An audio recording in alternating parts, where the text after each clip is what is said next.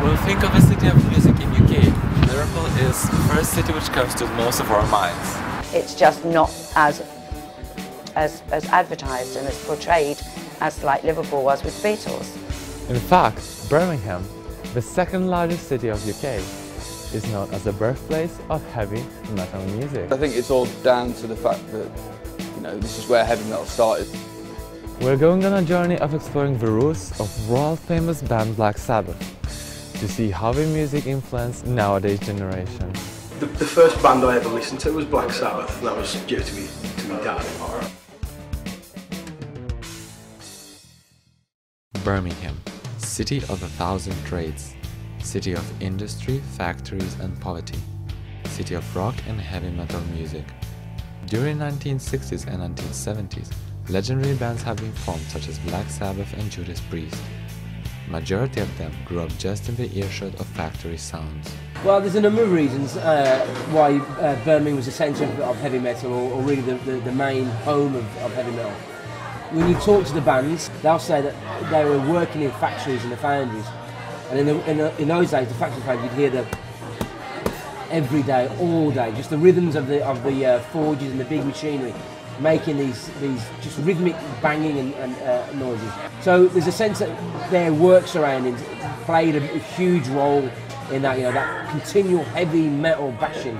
Major reason really in terms of the sound of heavy metal is Tony Iommi, as I said, worked in a factory and he cut the tops of his fingers off in an accident and went home and he's stuck washing up, which the squeezy bottles that you get your washing up from to do your dishes. He stuck the ends of those, he glued those onto the ends of his fingers as replacements for the tips of his fingers he lost.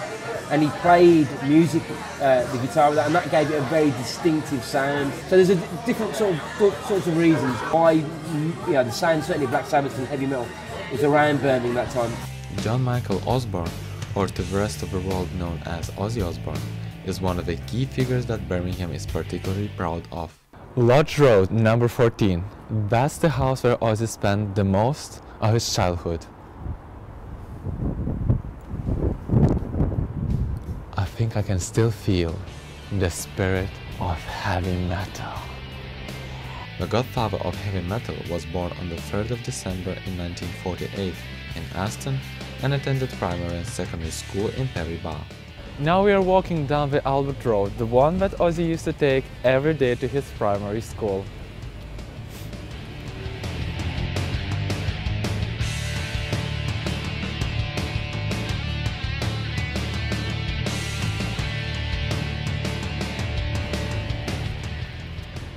Prince Albert Primary School, the one that Ozzy used to attend. It's still here and still gets a lot of students coming in. Ozzy was the one who formed the band Black Sabbath together with his friends in 1967. Noticing the excitement of the audience being frightened, the band decided to adopt the heavy style of music.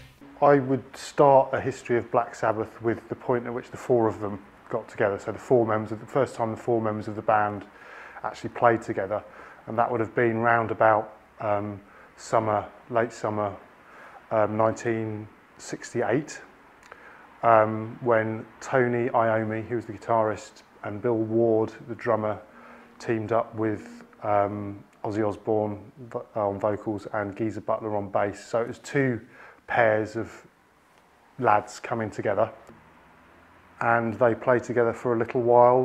The name Black Sabbath comes from a film, an Italian horror film, which came out in this country in 1964.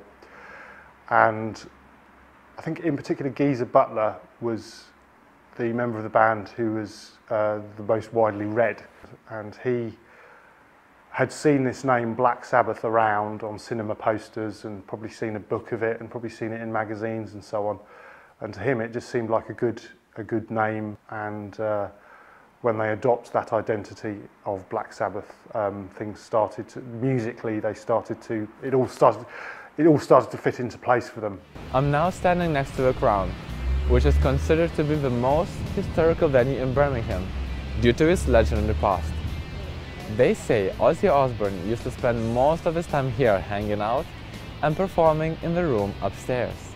I decided to meet Lorraine, the landlady of the Crown and Scruffy Murphy's pub, to tell us more about the history. It used to be called Henry's Blues House many years ago, and it was one of those first places that Ozzy played. And as you say, you've seen the poster that's still there, Rainbow UFO. But it's been derelict for a very long time, from the 1970s.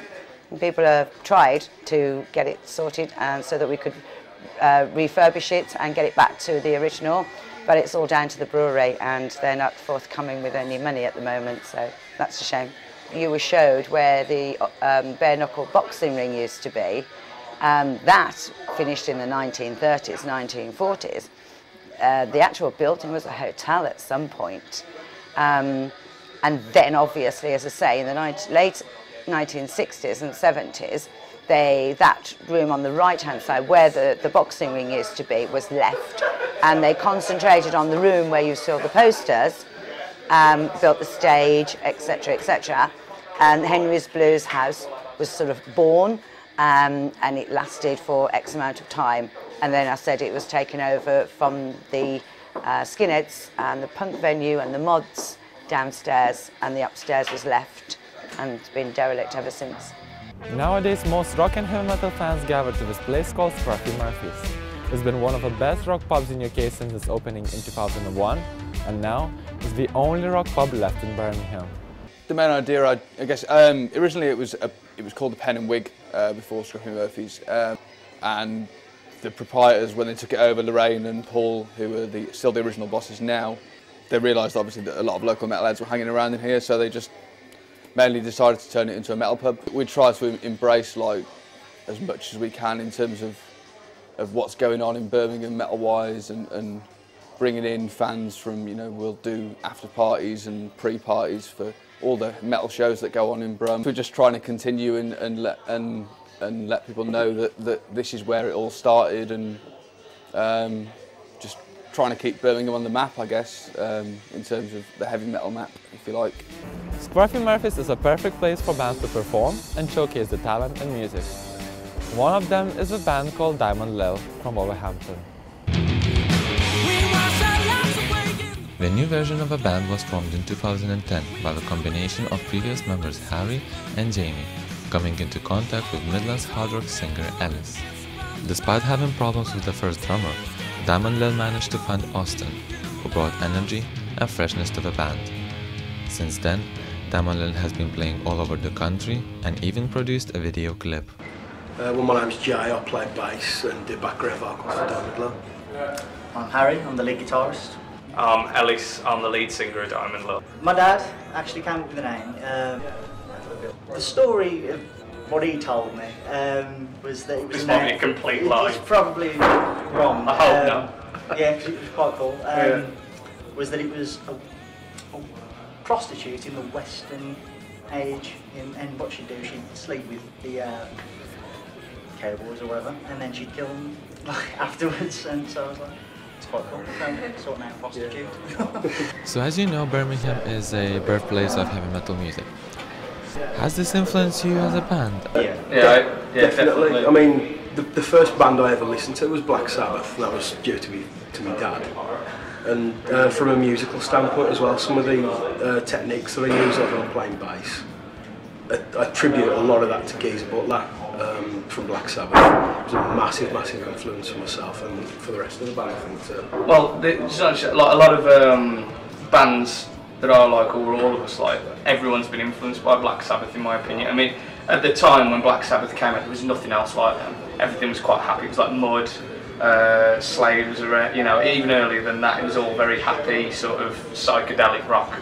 And then Black Sabbath came out with this sort of gothic, satanic edge, and they brought heavy metal around then. If you ask any heavy metal band, and if they're not a fan of Black Sabbath, there is really something wrong with them. Just to think that this one city in the whole world has created like a worldwide music sensation, it's amazing. But it's influenced us all. When I first started listening to music as well, it was like Black Sabbath, AC/DC, also that sort of stuff. After three. After 1, 2, 3.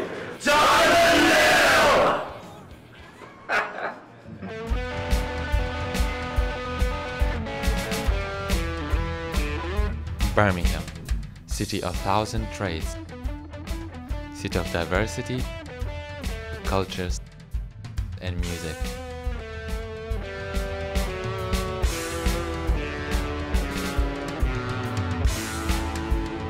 Although Liverpool is most of the time put forward when we speak about culture, Birmingham also has a lot to offer. As long as there are people who spread the word about the history of heavy metal, and places like Scruffy Murphy's where bands can perform and showcase their talent, Birmingham will always remain the home of Headbanging Brummies.